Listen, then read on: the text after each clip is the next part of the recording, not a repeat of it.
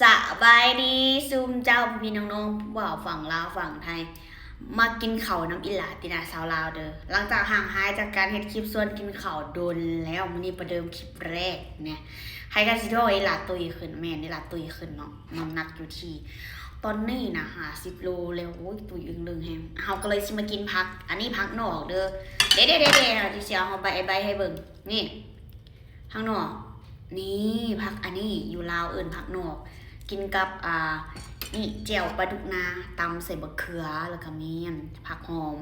แล้วก็มีผักอันนี้อีกเด้อยอดมักน้ำมักอีกแล้วกินมื้อเช้านี่แล้วก็กินใหม่แล้วก็มีแกงมื้อเช้านี้ยังบ่เบิดมื้อสวยยังบ่เบิดแล้วก็มีผักอันนี้ก็มักได้อันนี้มักแขวงเด้อบ่แน่ใจว่าอยู่ไทยห้องอันนั้นยังอันนี้เห็ดนางรมแล้วก็มีผัก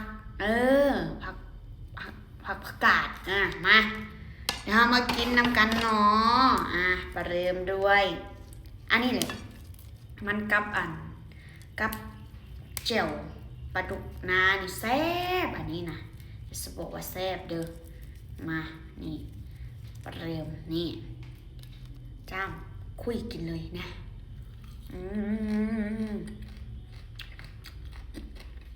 หมูจ้า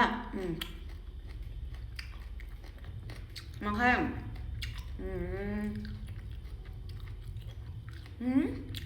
ได้ใช่แล้วก็พักอันนี้ไม่อยากมากพักอันนี้กินได้ทุกมื้อเลยแบบกินพักอันนี้นะมันบ่เบื่อ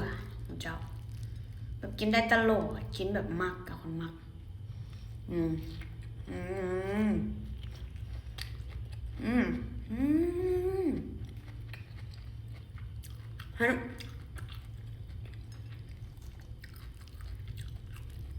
เอามากับเจ้าเนี่ย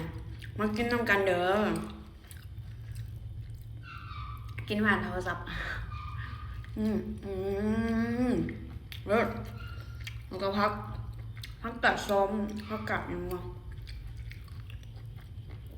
มันใหญ่ใจแต่วันนี้เขาจะกินผักล้วนๆเลยบ่มีสิ้นเนาะกินแบบนี้นะบ่เบื่อจ้ะ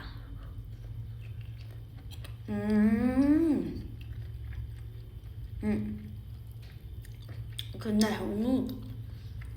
ปลาอันนี้กับแกงที่หลาไล่สุดดูสองนั่นซอยเนี่ย